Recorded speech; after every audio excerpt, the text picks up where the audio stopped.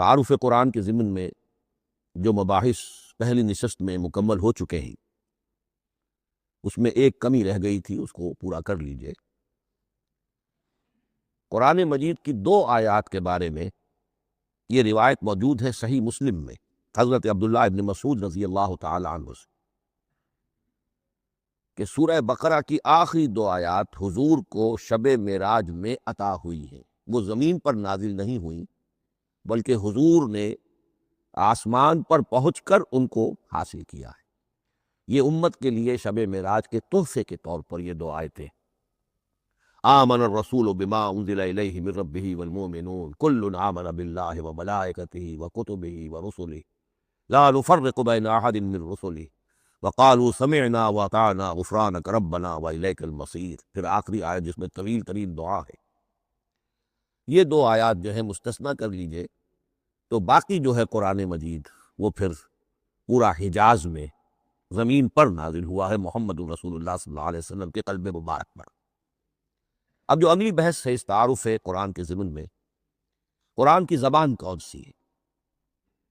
یہ سب جانتے ہیں عربی زبان ہے، لیکن کون سی عربی؟ عربی کوئی ایک نہیں ہے۔ جیسا کہ آپ کو معلوم ہے کہ ایک زبان ہوتی ہے تو اس کے ڈائلیکٹس ہوتے ہیں۔ پنجابی زبان کے نہ معلوم کتنے ڈائلیکٹس ہیں، بنگلہ زبان کے نہ معلوم کتنے ڈائلیکٹس ہیں، پشتوں کے کتنے ڈائلیکٹس ہیں۔ عربی زبان کے اس وقت پورے عالم عرب کے اعتبار سے تو دیکھیے تو ہر ملک کا جو ہے اپنا لہجہ ہے اور ان کے اپنے انداز ہے۔ تو خود نزول قرآن کے وقت بھی پورے جزیرہ نماء عرب میں کوئی ایک زبان نہیں تھی، زبان ایک تھی لیکن اس کے لہجے مختلف تھے، الفاظ مختلف تھے۔ تو یہ جان لیجئے کہ قرآن نازل ہوا ہے حجاز کے بادیہ نشینوں کی زبان۔ وہ اصل عربی زبان حجازی قوم سمجھتی تھی، شہری زبان نہیں، دیہاتی زبان، یعنی کہ شہروں میں دوسرے ملکوں کے لوگ آتے جاتے رہتے تھے۔ خاص طور پر مکہ مکرمہ جو ہے وہ تو چونکہ ایک بہت بڑا تجارتی مرکز تھا۔ لإلاف قریش إِلَافِهِمْ رِحْلَةَ الشِّتَاءِ وَالصَّيْفِ فَلْيَعْبُدُوا رَبَّ هَٰذَا الْبَيْتِ۔ ان کے قافلے جاتے تھے، آتے تھے، دوسرے تاجر بھی آتے تھے، تو ظاہر بات ہے کہ شہروں کے اندر تو پھر زبان جو ہے وہ مکسڈ ہو جاتی، خالص نہیں رہتی۔ یہی وجہ ہے کہ قریش کے جو شریف گھرانے تھے، اونچے گھرانے تھے، وہ اپنے بچوں کو صحرا میں بھیج دیتے تھے کہ ان کی پرورش وہاں ہو، وہاں وہ خالص عربی زبان سیکھیں، ان کی زبان جو ہے پولیوٹڈ نہ ہو۔ تو بادیہ نشین حجاز کے، نجد کے نہیں، حجاز کے بادیہ نشین، ان کی زبان میں قرآن نازل ہوا ہے۔ یہ آیتیں اس سے پہلے بھی سامنے آ چکی ہیں سورہ زخرف کی۔ اِنَّا جَعَلْنَاهُ قُرْآنًا عَرَبِيًّا لَعَلَّكُمْ تَعْقِلُونَ۔ ہم نے اس اپنے کلام قدیم کو عربی زبان کا جامہ پہنایا ہے۔ اِنَّا أَنزَلْنَاهُ قُرْآنًا عَرَبِيًّا، یہ سورہ یوسف کی آیات۔ ہم نے اتارا ہے اسے قرآن عربی بنا کر، قرآنًا عربیًا لعلکم تعقلون۔ سورہ زمر میں قرآنًا عربیًا غیر ذی عوج، یہ عربی مبین میں ہے، صاف ستھری دھلی ہوئی عربی زبان جس میں کہیں کوئی ٹیڑھ نہیں ہے، کوئی ایچ پیچ نہیں ہے۔ اور یہی پھر سورہ کہف میں جو ایک ترانہ حمد اللہ نے ہمیں سکھایا ہے کہ میرے اس انعام عظیم پر میرا شکر ادا کیا کرو، تو کن الفاظ میں الحمدللہ الذی انزل علی عبدہ الکتاب ولم یجعل لہ عوجا۔ تو یہ عربی مبین جو ہے اگرچہ اصلاً ہے بادیہ نشین حجاز کے، البتہ یہ کہ عرب کے دوسرے قبائل کے بھی ان کی زبانوں کے بعض الفاظ اس میں آئے گے۔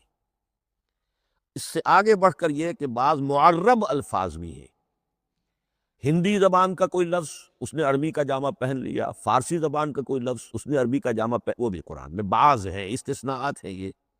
جیسے سنگ گل، یہ فارسی زبان کا لفظ ہے، سنگ گل، وہ سجیل بن کر قرآن مجید میں آ گیا ہے۔ حجارۃ من سجیل، یہ جو الم تر کیف فعل ربک باصحاب الفیل سورہ فیل میں ہے، سنگ گل کا سجیل بنا۔ اس طرح کے کچھ اور الفاظ بھی ہیں، لیکن یہ سمجھیے کہ ایکسیپشنز پروو دی رول، یہ استثناءات ہیں۔ قاعدہ اپنی جگہ پر قائم رہے گا کہ یہ حجاز کے بدوؤں، بادیہ نشینوں کی جو زبان تھی اس میں قرآن نازل ہوا ہے۔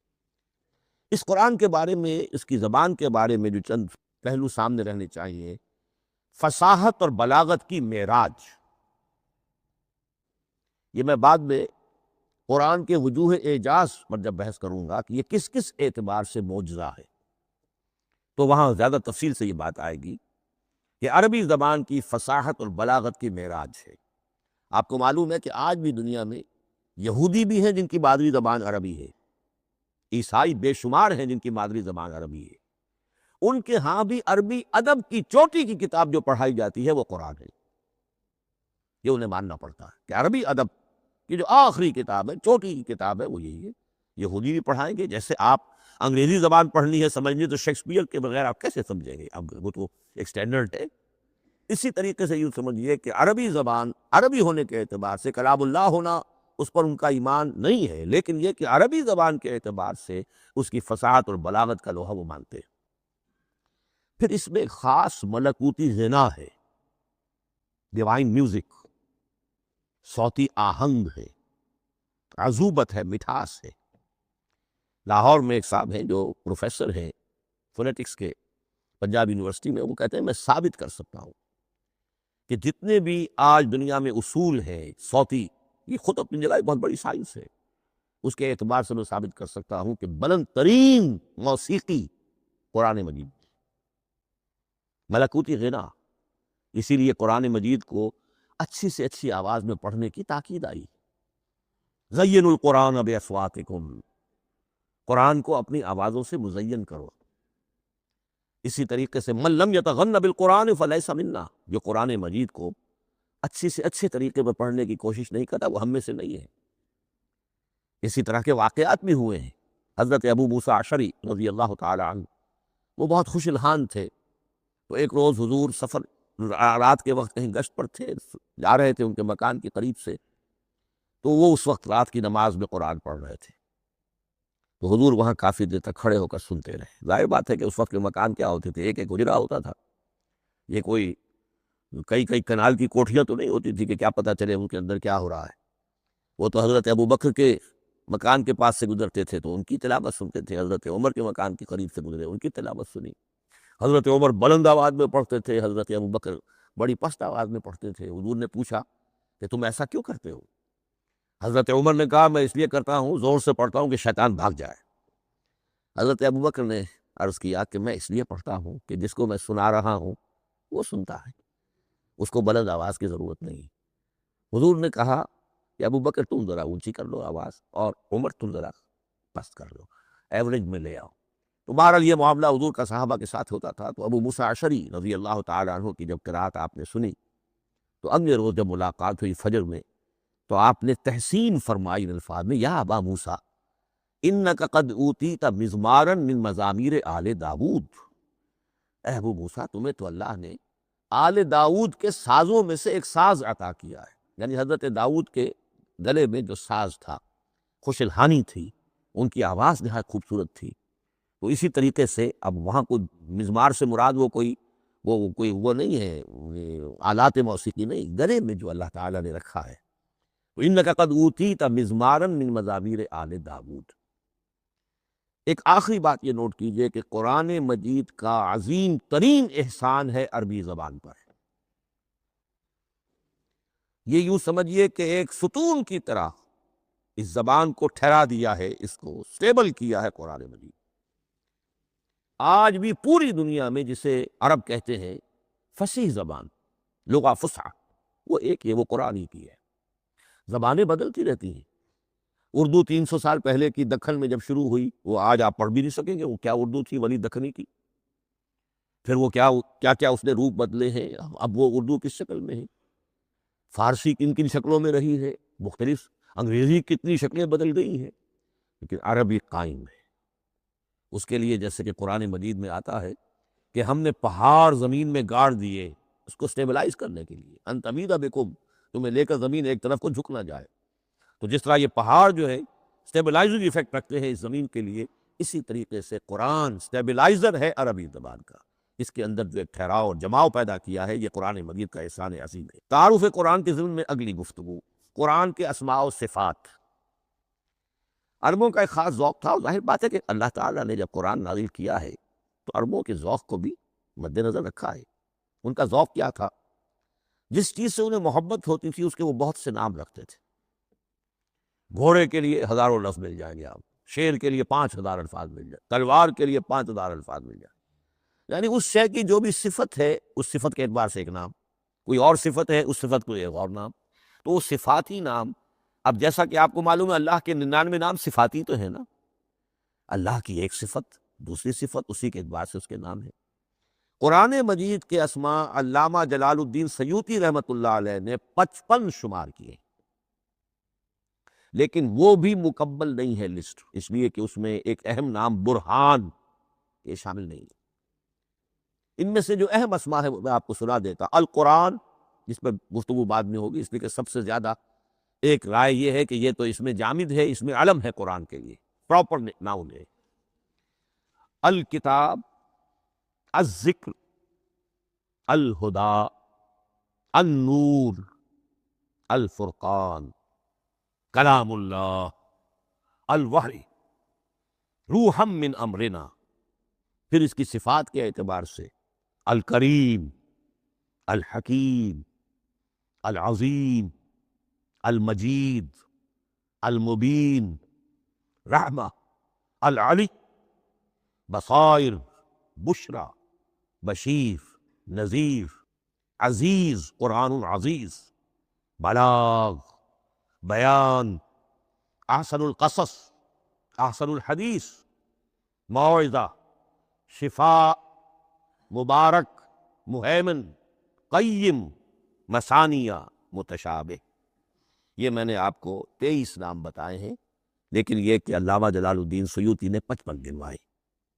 لیکن جو بحث دلچسپ ہے وہ یہ ہے کہ جو اس کے لیے لفظ القرآن ہے، اس کے معنی کیا ہے اور یہ کس مصدر سے، کس مادے سے یہ لفظ بنا ہے. ایک رائے تو یہ ہے کہ یہ اس میں جامد ہے، یہ مشتق نہیں ہے، کسی مادے سے نکلا ہوا نہیں ہے. اور یہ بھی آپ نوٹ کر لیجئے، اللہ کے اسماء میں سے بھی ایک نام کو سمجھا جاتا ہے وہ مشتق نہیں ہے، اس میں جامد ہے، اس میں علم ہے، اور وہ ہے اللہ. باقی سارے نام صفاتی، ایک نام، اس لیے اس میں ذات کہتے ہیں اس کو، اس میں ذات. لیکن یہ رائے متفق علیہ نہیں ہے، یہ کچھ لوگوں کی رائے ہے. ایک رائے یہ بھی ہے کہ یہ بھی اس میں علم نہیں ہے، یہ بھی مشتق ہے الہ سے. جیسے حکیم، یہ صفت ہے، الحکیم یہ اللہ کا نام ہو گیا. الہ، ایک معبود، الالہ معبود برحق، الالہ وہ اللہ بن گیا. ایک رائے یہ.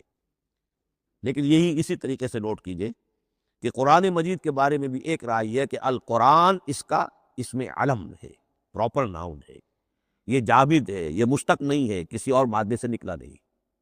لیکن جو اکثریت کی رائے ہے، جس پر تقریباً اجماع ہے، وہ یہ ہے کہ نہیں، یہ اس میں جامد نہیں، اس میں مشتق ہے. لیکن پھر دو رائے ہیں کہ مادہ کیا ہے. ایک قرن، قاف را نون، اور ایک قرا، قاف را حمزہ. یہ دو مختلف مادوں کے بارے میں رائے ہے کہ قرآن ان سے نکلا ہے. قرن کہتے ہیں کسی چیز کا قریب ہو جانا، جڑ جانا، مل جانا. یہ حج کی جو 3 شکلیں ہیں، حج تمتع ہے، حج قران ہے، اور حج افراد ہے. قران کیا ہے؟ ایک ہی احرام میں عمرہ بھی اور حج بھی دونوں کو جمع کر لیا جائے تو یہ حج قران ہے. اسی سے قران الصادین کا لفظ استعمال ہوتا ہے. قرینہ اور قرائن جو ہے اسی سے الفاظ. امام فرا کی رائے یہ ہے کہ قرن سے یہ قرآن بنا ہے، اس لیے کہ اس میں بھی اللہ تعالیٰ کی آیات جمع ہو گئی. اسی طرح قرأ، قاف را اور حمزہ، اس قرات کا مصدر بھی بن جاتا ہے، جیسے رجحان، را جیم ہے، رجح سے رجحان. غفران، غفرانک ربنا، پروردگار ہم تیری مغفرت کے خواستگار ہیں. اسی طرح قرآن قرأ سے بنا ہے. مفعول جو ہے وہ مصدر کے معنی میں آ جاتا ہے، یعنی پڑھی جانے والی شے. اور ایک قرأ آتا ہے عربی زبان میں، قرأت الماء فی الحوض، میں نے پانی جمع کر لیا حوض کے اندر. بارش ہوئی، میں نے کچھ پانی حوض میں جمع کر لیا، قرأت الماء فی الحوض. اسی سے قریہ کا لفظ بنا ہے. قریہ بستی کو کہتے ہیں جہاں لوگ جمع ہو کر رہتے ہیں، قریہ. تو اس معنی میں یہ قرآن جو ہے یہ جمع ہے، اللہ تعالیٰ کی صفات اور اللہ کی ذات جو ہے اور اس کی آیات کا جامع ہے. یہ ہے لفظ قرآن کی بحث. اگلی بحث اور بڑی اہم ہے اور دلچسپ ہے، قرآن کا اسلوب کلام کس کیٹیگری میں فال کرتا ہے؟ قرآن کیا ہے؟ ایک شے کی تو سختی سے نفی کی اللہ نے، یہ شعر نہیں ہے، وما علمناہ الشعر وما ينبغی لہ، سورہ یاسین۔ ہم نے شعر تو انہیں سکھایا ہی نہیں، محمد رسول اللہ صلی اللہ علیہ وسلم، اور وہ شعر ان کے شایان شان بھی نہیں۔ شاعروں کے بارے میں سورہ شعراء میں چونکہ بالعموم شاعروں کے بارے میں جو بات کہی گئی ہے، وَالشُّعَرَاءُ يَتَّبِعُهُمُ الْغَاوُونَ أَلَمْ تَرَ أَنَّهُمْ فِي كُلِّ وَادٍ يَهِيمُونَ إِنَّهُمْ يَقُولُونَ مَا لَا يَفْعَلُونَ إِلَّا الَّذِينَ آمَنُوا۔ استثناء تو ہے کہ اچھے لوگ بھی ہوتے ہیں، لیکن اکثر و بیشتر شعراء کا معاملہ یہی ہے، ان کی پیروی کرتے ہیں وہی لوگ کہ جو حد سے گزرنے والے ہوتے ہیں، لاؤبالیانہ انداز والے لوگ، غیر سنجیدہ لوگ پیروی کرتے ہیں، خود وہ بھی زمین و آسمان کے قلابے ملاتے ہیں، کبھی ادھر کی بات کبھی ادھر کی بات۔ اور تیسری بات یہ کہ عام طور پر جو کہتے ہیں وہ کرتے نہیں، انہم یقولون ما لا یفعلون۔ تو یہ شعر کی تو نفی کی گئی ہے قرآن مجید، جیسا کہ میں نے آپ کو سنایا تھا سورہ حاقہ کی آیات، انہ لقول رسول کریم وما ہوا بقول شاعر، یہ شاعر کا کلام نہیں۔ البتہ ایک بات نوٹ کیجئے، جسے آزاد شاعری، آزاد نظم کہا جاتا ہے، وہ میرا گمان یہ ہے، میں نے چونکہ ان چیزوں کا کوئی تحقیقی مطالعہ نہیں کیا ہے، کہ شاید وہ ہے ہی قرآن سے ماخوذ آزاد شاعری۔ اس میں وزن نہیں ہوتا، ردم ہوتا ہے۔ آزاد شاعری کے اندر ایک ردم ہوتا ہے، وزن نہیں ہے، ایک مصرع اتنا ہوا، ایک بڑا لمبا چوڑا، لیکن ردم رہے گا۔ یہ جو آزاد شاعری، بلینک ورس جس کو آپ کہتے ہیں، میرا گمان یہ ہے کہ شاید دنیا میں اس کا رواج قرآن کے بعد ہی ہوا ہو، اور قرآن مجید ہی کی نقالی میں یہ صنف جو ہے ادب کی وہ ایجاد کی گئی ہو۔ واللہ عالم، میں یہ بات دعوے سے نہیں کہہ سکتا، گمان ہے میرا۔ البتہ یہ کہ اب جس سے آگے چلیے، شعر نہیں ہے، نثر ہے، لیکن نثر کے اعتبار سے بھی کون سی کیٹیگری میں آئے گی؟ کیا یہ کتاب عام معنی میں جسے ہم کتاب کہتے ہیں وہ کتاب ہے؟ ایک تو وہ بات تھی نا جو اقبال کے حوالے سے میں نے آپ سے کہی، کتابیں نیست چیزیں دیگر است، اس وقت وہ بات نہیں میں کہہ رہا۔ عام کتابوں سے اس کا فرق کیا ہے؟ ایک کتاب ہوتی ہے، اس میں ہر چیپٹر میں ایک بحث مکمل ہو جاتی ہے، اگلے چیپٹر میں پھر لوٹا کر آپ پہلے چیپٹر کی کوئی بات نہیں کریں گے، پھر وہ بات آگے چلے گی، ابواب ہوں گے، ابواب میں مضمون کے مطابق مضمون آگے بڑھتا چلا جائے گا۔ کتاب کا یہ لازمی وصف ہے۔ قرآن مجید عثمانی میں کتاب نہیں، اس میں قصہ آدم و ابلیس 7 جگہ آ رہا، بار بار آ رہا، سورہ بقرہ میں، سورہ اعراف میں، سورہ ہجر میں، سورہ بنی اسرائیل میں، سورہ کہف میں، پھر سورہ طٰہٰ میں، چلتے جائیے، سورہ صاد میں حضرت موسیٰ علیہ السلام کا قصہ کتنی مرتبہ آ رہا ہے۔ تو قرآن مجید اس کتاب کی کیٹیگری، اس کی ڈیفینیشن پر پورا نہیں اترتا۔ دنیا میں جو کتاب کا معیار ہے، عام اس کا جو اسلوب ہے، اس کی جو ڈیفینیشن ہے، ایک شکل ہوتی ہے مجموعہ مقالات، وہ بھی نہیں، اس میں ہر مقالہ اپنی جگہ پر ایک مکمل شے ہوتی ہے، لیکن یہ کہ وہ دوسرے مقالات سے تو مختلف ہوگی، یہ مجموعہ مقالات بھی نہیں۔ اس کا اسلوب جو ہے وہ خطبے کا ہے، اوریشن، اور یہ کہا جا سکتا ہے اس سے کلیکشن آف ڈیوائن اوریشنز، یہ اللہ تعالیٰ کے خطبات کا مجموعہ ہے۔ مختلف اوقات میں خطبے نازل ہوتے تھے حضور پر صلی اللہ علیہ وسلم، اور یہ بھی جان لیجئے کہ عرب میں ادب کی 2 ہی صنفیں تھیں جو معروف تھی، یا شعر یا خطبہ، یا خطیب ہوتے تھے بڑے شعلہ بیان خطیب، اور یا شاعر ہوتے تھے۔ تو یہ جب شعر کے اسلوب پر نہیں تھا تو خطابت کا اسلوب ہے جو اللہ نے اختیار فرمایا، اور ہر موقع پر، ہر مرحلے پر جو خطبہ اس وقت کے حالات کی مناسبت سے نازل ہوا وہ ایک صورت ہے۔ تو یہ ہے کلیکشن آف ڈیوائن اوریشنز، یہ اللہ تعالیٰ کے مجموعہ خطبات الہیہ اسے کہا جا سکتا ہے، لیکن اس سے جو چند نتیجے نکلتے ہیں وہ نوٹ کرنے ضروری ہے۔ خطبے میں مخاطب اور مخاطب کے مابین ایک ریپور ضروری ہے۔ اگر کوئی مصنف بیٹا کتاب لکھ رہا ہے، اس کے سامنے کوئی سامع نہیں ہوتے، وہ تو اپنی مدن میں جو بھی خیال ہے اپنے دل میں وہ لکھ رہا ہے۔ خطبے میں سامع سامنے ہوتے، اگر ان کے درمیان رپورٹ نہ رہے، ہم آہنگی نہ رہے، تو پھر وہ خطبہ غیر مؤثر ہو جائے گا، لوگ جو ہے ان کو اونگ آنے لگے گی، وہ متوجہ ہی نہیں رہیں گے۔ تو ایک رپورٹ، مخاطب اور مخاطب ان کے درمیان، دوسرے یہ کہ خطبہ کا ایک وصف لازمی یہ ہوتا ہے کہ ایک واقعاتی پس منظر ہوتا ہے پیچھے موجود. اب کوئی شخص ہے سیاسی تقریر کر رہا ہے، ایک خاص پس منظر موجود ہے، اس میں وہ ان چیزوں کی طرف حوالے دیتا چلا جائے گا، صرف وہ تفصیلات بیان نہیں کرے گا، اس لیے کہ وہ لوگوں کو معلوم ہے آج کے دور کا ایک واقعہ ہے، لوگوں کے علم میں ہے. لیکن کتاب میں آپ لکھیں گے تو پھر وہ پورا واقعہ بھی بیان کرنا پڑے گا آپ کو کہ یہ کب ہوا، کیسے ہوا، جس کا میں حوالہ دے رہا ہوں.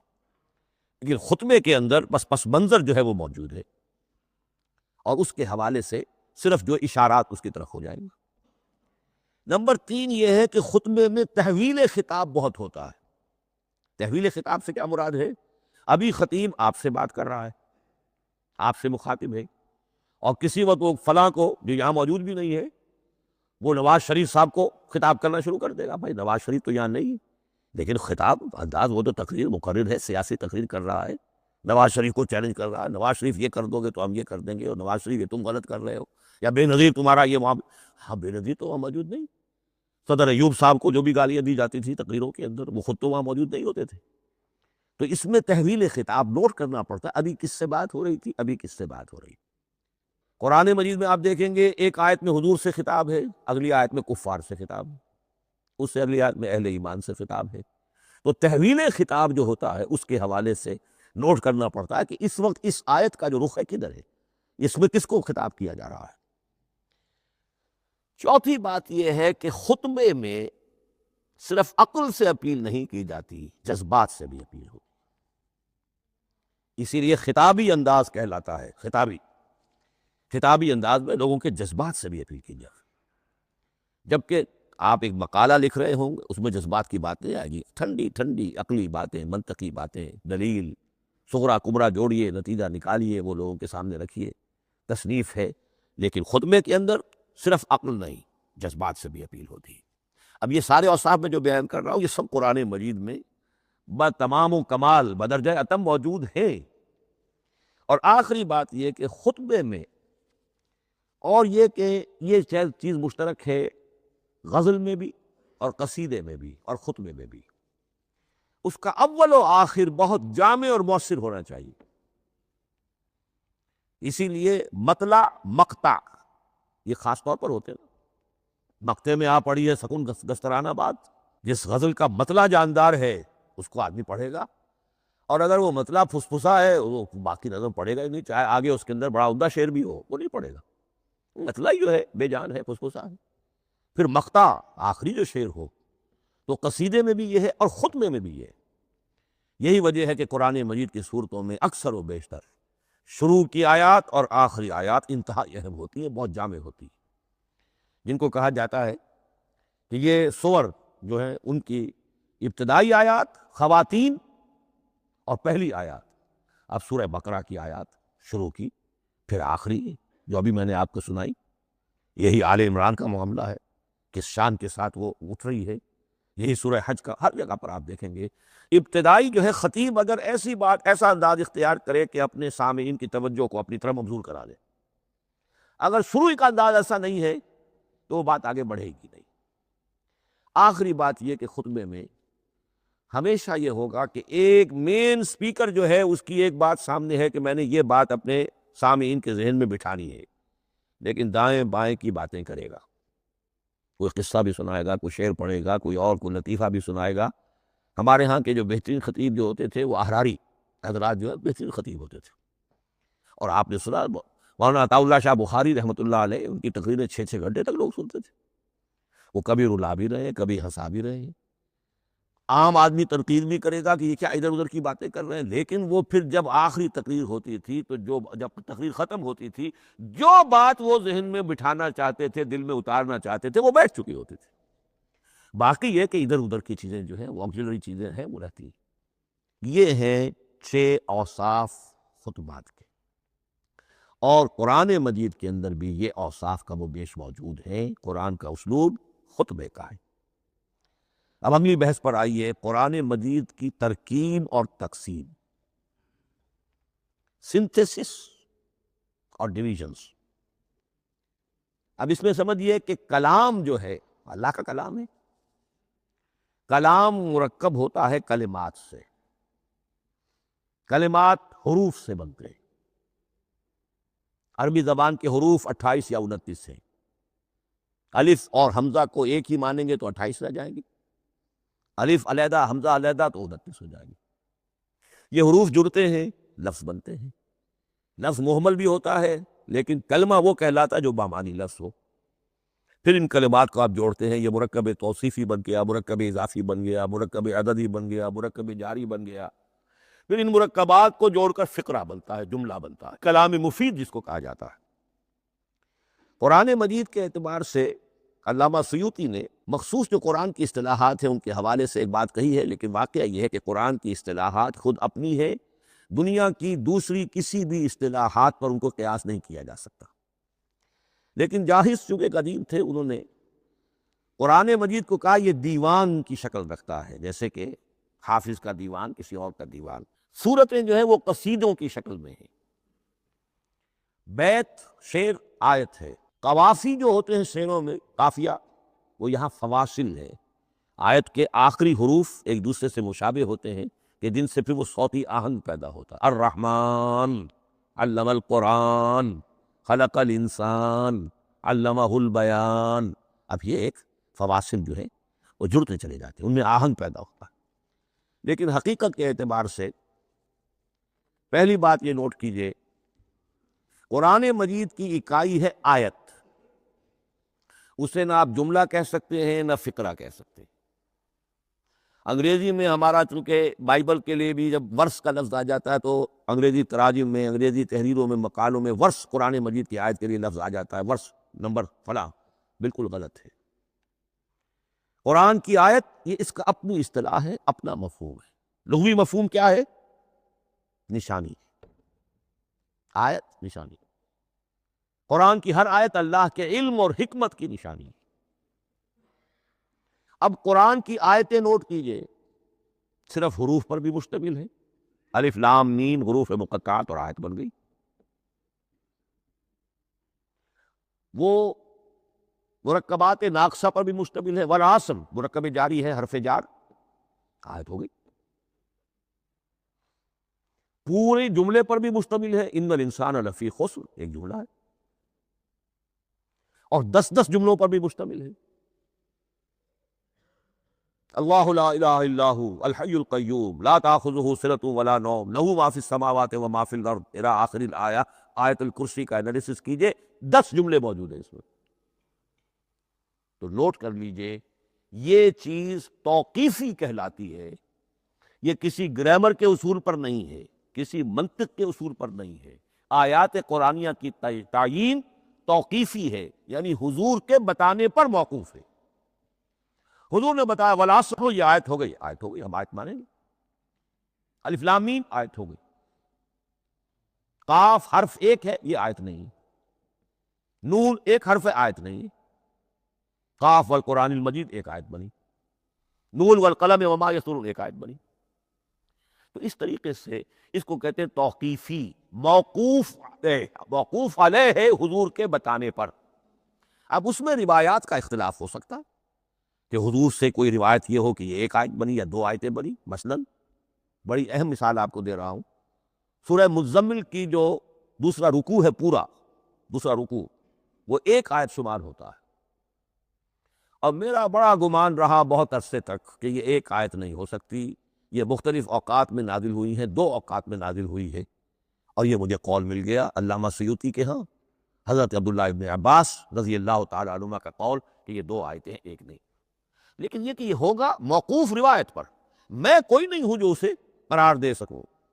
ہاں، مجھے اگر کوئی روایت مل جاتی ہے، کوئی خبر یا اثر، خبر محمد الرسول اللہ کی یا اثر آپ کے کسی صحابی کا صلی اللہ علیہ وسلم رضی اللہ تعالی عنہ، تو پھر یہ ہے کہ ہم مانیں گے۔ تو اس کو کہتے ہیں توقیفی۔ آیات اور سور کا معاملہ توقیفی ہے، بالکل، یا کسی منطق، کسی گرامر، کسی اصول بیان، کسی پر مبنی نہیں ہے، یہ مبنی ہے حضور کے بتانے پر۔ اس طرح سورت کسے کہتے ہیں؟ عربی زبان میں سور کے معنی ہے فصیل۔ فَضُرِبَ بَيْنَهُمْ بِسُورٍ لَهُ بَابٌ، سورہ حدید کے اندر الفاظ آئے۔ اب اس کا کیا تصور دیا گیا کہ ہر آیت جو ہے وہ اللہ کے علم اور حکمت کی نشانی ہے۔ 10 آیتیں، 20 آیتیں، 100 آیتیں، 285 آیتیں، 286 آیتیں جوڑ کر ایک فصیل باندھ دی گئی۔ یہ شہر حکمت خداوندی ہے، ایک نظم ہوتا ہے۔ جیسے آپ شہر کا ٹاؤن پلاننگ آج کا تو بہت بڑا فن ہے، بڑی اسپیشلائزیشن ہے، شہر کو پلان کرنا، اس کے اندر کیا کچھ ہونا چاہیے، کس طرح سے ہونا چاہیے۔ تو یہ سورت جو ہے یہ ایک یونٹ ہے قرآن مجید کی، اور اس کا جو لفظی معنی ہے فصیل، گویا کہ اس نے گھیرے میں لیا ہوا ہے ایک شہر معنی کو، علم و حکمت کے ایک شہر کے گرد یہ فصیل جو ہے پوری ہوئی ہے۔ اب اس میں نوٹ کر لیجئے جہاں تک، اچھا جیسے آیتیں چھوٹی بھی ہیں بڑی بھی ہیں، والعصر بھی آیت ہے، اور الف لام میم بھی آیت ہے، اور جیسا کہ میں نے عرض کیا آیت الکرسی بھی آیت ہے۔ اس طرح صورتیں چھوٹی بھی ہیں بڑی بھی ہیں۔ سورۃ العصر 3 آیتیں، سورۃ الکوثر 3 آیتیں، سورۃ النصر 3 آیتیں، 3 ہی صورتیں 3 آیتوں پر مشتمل ہیں، 3 سے کم پر کوئی نہیں، 2 آیات کی کوئی صورت نہیں۔ لیکن آگے آپ چلتے جائیے، اس کی بڑی سے بڑی تعداد سورہ بقرہ جو ہے سب سے بڑی ہے۔ تو آیت اور سورت کے علاوہ دور صحابہ میں صرف ایک لفظ اور تھا قرآن کی تقسیم کے ضمن میں، اور وہ تھا منزل یا حزب۔ منزل یا حزب 7 منزلوں میں یا 7 احزاب میں قرآن کو تقسیم کیا گیا، تاکہ جو شخص قرآن مجید ایک ہفتے میں ختم کرنا چاہے، ہر شب میں، اکثر و بیشتر وہ لوگ رات کو ہی رات کی نماز میں قرآن پڑھتے تھے، ایک منزل پڑھ لے تو ہفتے میں پورا قرآن ختم ہو جائے گا۔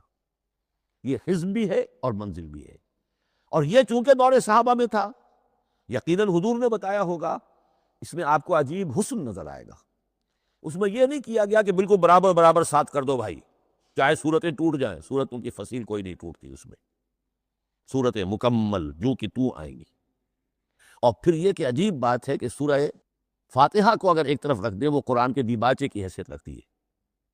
تو پہلی منزل میں 3 صورتیں، دوسری میں 5 صورتیں، تیسری میں 7، چوتھی میں 9، پانچویں میں 11، چھٹی میں 13، اور 7ویں میں 65۔ یہ ہے کہ جو ان صورتوں کی ایک بڑی جیسے کہ ایک سیڑھی چڑھ رہی ہے، اور تقریباً مساوی ہو جاتے ہیں، کوئی 4.25 پارے ہے، کوئی 4.5 پارے ہے، کوئی 4.25 پارے، اس طریقے سے ہے، تقریباً مساوی۔ لیکن آرٹیفیشل ایکویلٹی پیدا کرنے کے لیے، مصنوعی مساوات پیدا کرنے کے لیے صورتوں کی فصیلوں کو نہیں توڑا گیا۔ اس سے آگے چل کر جو پاروں کی تقسیم ہے وہ بہت بعد کی بات ہے، 30 پارے، اور اس میں آپ کو یہ ساری قباحتیں نظر آئیں گی۔ اس میں صورتوں کی فصیلیں توڑی گئی ہیں۔ سورہ ہجر ایک آیت ادھر ہے، باقی ساری صورت جو ہے اگلے پارے میں، فصیلیں توڑ دی گئی۔ معلوم ہوتا ہے کسی شخص کے پاس جو قرآن تھا مصحف، اس نے صفحے گنے، 7 سے 30 سے تقسیم کیا، اور برابر صفحوں کے اندر وہ پارے بنا دیے۔ لیکن بہرحال دور صحابہ میں پاروں کا کوئی ذکر نہیں تھا، یہ بات کی بات ہے۔ دور صحابہ میں آیت، سورت اور حزب۔ اسی طریقے سے طویل صورتوں کو جو رکوعوں میں تقسیم کیا گیا، یہ بھی بات کی بات ہے۔ لیکن یہ جو تقسیم کیا گیا ہے صورتوں کو رکوعوں کی شکل میں، 35 صورتیں تو قرآن کی ایسی ہیں چھوٹی ہیں جو ایک ایک ہی رکوع پر مشتمل ہے۔ آخری پارے کی 37 صورتیں ہیں، پہلی 2 کی جو 2 رکوع ہے، باقی سب کے سب جو ہے وہ ایک ہی رکوع شمار ہوتا ہے۔ لیکن رکوع کیوں کیے گئے؟ لمبی صورتوں میں سے اگر کچھ حصہ پڑھنا ہے نماز میں، سورہ بقرہ پوری تو نہیں پڑھ سکتے آپ ایک رکعت کے اندر، تو اس کا وہ حصہ پڑھا جائے جس میں ایک مضمون پورا ہو جائے، مضمون نہ ٹوٹے، تاکہ وہاں پر رکوع کرے آدمی کہ جہاں پر کہ وہ مضمون ایک اعتبار سے مکمل ہو گیا۔ تو رکوع سے رکعت ہے، رکوع ہے، اس رکعت کے اندر ایک حصہ اتنا پڑھا جائے تاکہ مضمون جو ہے وہ خوبصورت رہے اور اس کا سلسلہ برقرار رہے۔ یہ تقسیم بھی اگرچہ بہت ہی ایک بدنام شخص ہے ہماری تاریخ کا، حجاج ابن یوسف، یہ اس کی ہوئی تقسیم ہے، یا اس نے کرائی ہے، بہرحال اس کی طرف منسوب ہے، اور یہ بات ماننی پڑتی ہے کہ بڑے گہرے غور و فکر سے تقسیم کی گئی ہے، الل ٹپ نہیں ہے، بلکہ اس کے لیے واقعتاً غور کر کے جہاں وہ مضمون ختم ہوتا ہے، کہیں کہیں آپ اختلاف کر سکتے ہیں اور آپ کو حق حاصل ہے، اس لیے کہ یہ چیزیں توقیفی نہیں ہے، یہ حضور کی بتائی ہوئی نہیں ہے، نہ رکوعوں کی تفصیل۔ اب سعودی عرب میں جو قرآن مجید چھپ رہے ہیں ان میں حزب ہو گئے ہیں، یعنی ہر پارے کو پارے برقرار رکھ کر 8 حزب بنا دیے انہوں نے، 4 حزب بنا دیے اور پھر نصف حزب کر کے 8 حصے کر دیے۔ تو یہ چیزیں جو ہمارے ہاں رکوع تو پاروں سے ادھر ادھر ہو جاتے ہیں، پارا بدل گیا رکوع وہی چل رہا ہے، اس لیے کہ رکوع میں مضمون کو پیش نظر رکھا گیا ہے، جبکہ پارے میں مضمون کو نہیں سامنے رکھا گیا۔ تو رکوع کا معاملہ جو ہے چاہے وہ حجاج بن یوسف ہی نے کیا ہے، لیکن یہ کہ بہرحال وہ بہت صحیح ہے، اکثر و بیشتر کہیں کہیں آپ اس سے اختلاف کر سکتے ہیں۔ تو یہ تو اس کا ہم نے آپ کے سامنے رکھا سنتھیسس۔ اب اگلا موضوع ہے ترتیب و تدوین کیسے ہوئی۔ ان علینا جمعہ و قرآن، ہمارے ذمے ہے اس کو جمع بھی کرنا اور پڑھوانا بھی، اور پڑھوانے میں ترتیب آ جائے گی لازماً۔ لیکن یہ کہ ایک بات تو اس میں بالکل متفق علیہ ہے، جس میں کسی شک و شبے کی گنجائش نہیں، قرآن کی ترتیب نزولی اور تھی، ترتیب مصحف اور ہے۔ ترتیب مصحف میں سورہ فاتحہ کے بعد سورہ بقرہ ہے، سورہ بقرہ نازل ہوئی ہے مدنی دور میں جا کر، پھر سورہ آل عمران ہے وہ بھی مدنی ہے، سورہ نساء ہے وہ مدنی ہے، سورہ مائدہ ہے وہ مدنی، پھر آئی ہے سورہ انفال اور سورہ توبہ۔ یہ سورہ انفال تو مدنی نہیں، سورہ انعام اور سورہ اعراف یہ ہے کہ جو مکیات ہیں، یہ کہ بھی مکی دور، یہ بھی آخری زمانے کی ہے۔ ابتدائی جو مکی صورتیں وہ سب سے آخری حصے میں ہے، 29واں پارہ اور 30واں پارہ۔ تو ترتیب نزولی اور تھی، ترتیب مصحف اور ہے، اس میں تو کسی شک و شبے کی گنجائش نہیں۔ لیکن ہمارے ہاں اہل تشیع نے اس چیز کو بہت اچھالا ہے۔ ان میں سے بعض گروہ ایسے ہیں جن کا کہنا یہ ہے کہ اصل قرآن جو ہے وہ ترتیب نزولی کے مطابق تھا، یہ ترتیب تو عثمان نے کر دی رضی اللہ تعالی عنہ۔ حضرت علی کے پاس اصل قرآن جو ترتیب نزولی کے مطابق تھا موجود تھا، اور اب بھی ان کے خیال میں جو ان کے امام غائب جو ہیں چھپے ہوئے ہیں غار میں، تو ان کے پاس وہ نسخہ اصل حضرت علی والا موجود ہے، اور جب وہ ظاہر ہوں گے تو اصل قرآن لے کر آئیں گے۔ یہ سارے شیعوں کا قول نہیں ہے، لیکن یہ کہ ان میں بہت سے لوگ ہیں کہ جن باتوں کو مانتے ہیں۔ جہاں تک اس بات کا تعلق ہے کہ حضرت علی نے ترتیب نزولی پر کوئی مصحف جمع کیا ہو، اس میں کوئی اشکال نہیں ہے، اس لیے کہ علمی طور پر یہ ایک بڑی عمدہ ایکسرسائز بنتی ہے۔ ایک زمانے میں میں بہت کوشش کرتا رہا ترتیب نزولی سے، اس لیے کہ ترتیب نزولی سے سیرت نبوی اخذ ہوتی ہے، پہلے کیا نازل ہوا، پھر کیا نازل ہوا، پھر کیا نازل ہوا۔ در حقیقت اگر آپ ترتیب نزولی سے قرآن مرتب کر دیں تو وہ سیرت النبی بن جائے گی۔ تو اس کو سمجھنے کے لیے ایک زمانے میں نے بڑی محنت کی ہے، لیکن ایک تو یہ کہ وہ یقین سے وہ باتیں ملتی نہیں ہیں، بعض روایات ہیں، لیکن یہ کہ پھر بھی آپ یقین سے نہیں کہہ سکتے۔ اکثر و بیشتر قرآن مجید میں لکھا بھی ہوتا ہے ترتیب کے موٹی موٹی چیزیں معلوم ہیں نزولی ترتیب کی، لیکن یہ ہے کہ یقین کسی بات پر نہیں۔ تو پہلی بات یہ ہے کہ ہمارے نزدیک، اہل سنت کے نزدیک، اصل جو حجت ہے دین میں وہ ترتیب مصحف ہے۔ یہی ترتیب جو اس وقت مصحف عثمان کی ہے رضی اللہ تعالی عنہ، یہی ترتیب ہے لوح محفوظ کی، یہی ترتیب ہے ام الکتاب میں، یہی ترتیب ہے کتاب مکنون میں۔ اب اس کے سمجھیے کہ اس کی تدوین کن مراحل میں ہوئی۔ سب سے پہلے اس کے جو مراحل ہیں تین، خود نبی اکرم صلی اللہ علیہ وسلم کے زمانہ مبارک میں جمع اور ترتیب یہ ہو گئی، لیکن کتابی شکل میں نہیں، ما بین الدفتین نہیں۔ حضور نے لوگوں کو پڑھ کر سنایا، اس ترتیب سے سنایا جس ترتیب سے یہ مصحف میں اب موجود ہے، اور ہر رمضان میں حضرت جبرائیل دورہ کرتے تھے حضور کے ساتھ، جتنا کہ قرآن اس وقت تک نازل ہو چکا ہوتا تھا، اور آخری رمضان مبارک آپ کی حیات طیبہ کا جو تھا اس میں 2 مرتبہ پورے قرآن کا دورہ ہوا۔ تو دورہ قرآن بغیر ترتیب کے تو نہیں ہو سکتا۔ تو یہ ترتیب حضور کی ہوئی ہے، توقیفی ہے، اور حضور ہی نہیں اللہ کی ہوئی ہے۔ یہی ترتیب لوح محفوظ میں، کتاب مکنون میں اور ام الکتاب میں، اور یہ ترتیب حضور دے کر گئے ہیں صحابہ کرام کو۔ حفاظ تھے، کتنے حفاظ جو ہیں جنگ یمامہ میں شہید ہو گئے، تبھی تو خیال آیا کہ اس کو کتابی شکل میں بھی مرتب کیا جائے۔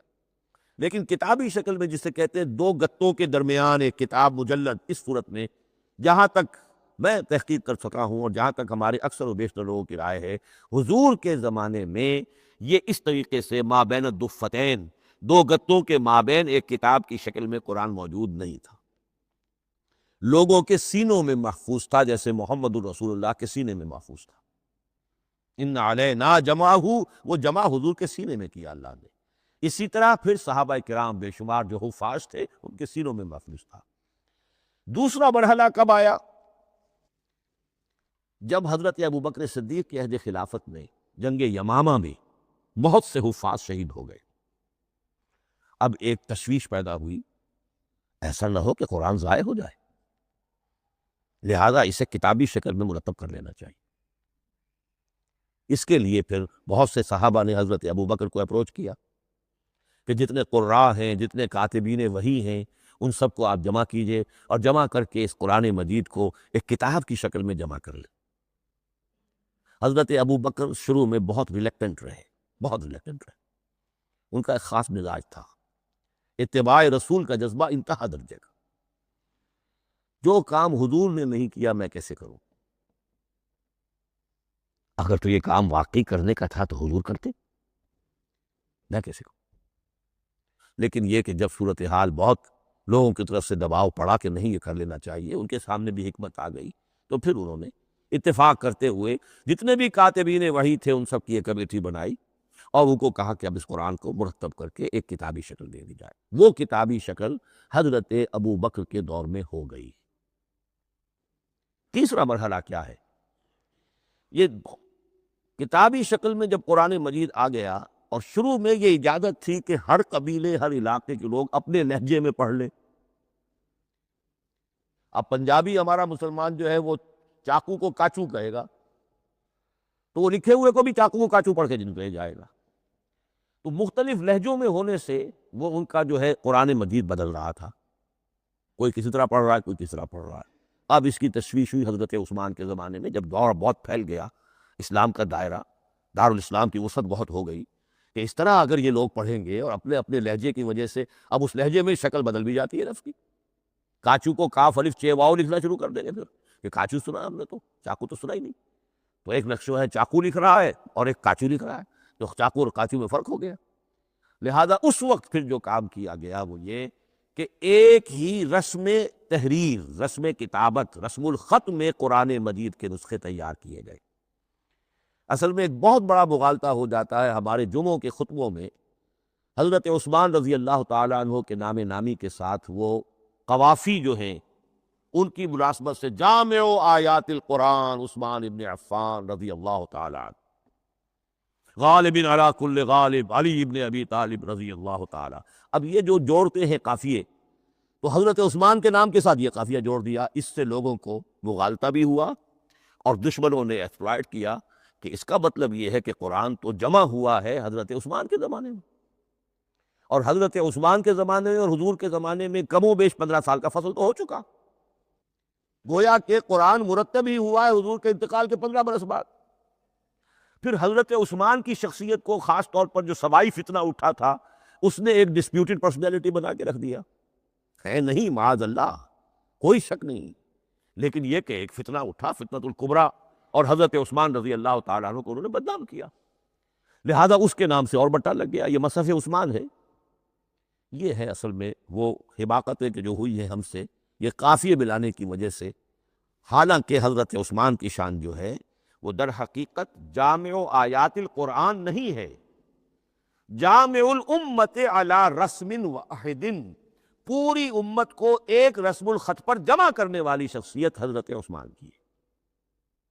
مثلا دیکھیے مالک یوم الدین کس طرح لکھیں گے؟ میم لام اور کاف، میم الف اور لام اور کاف لکھیں گے آپ، یہ غلط ہو جائے گا۔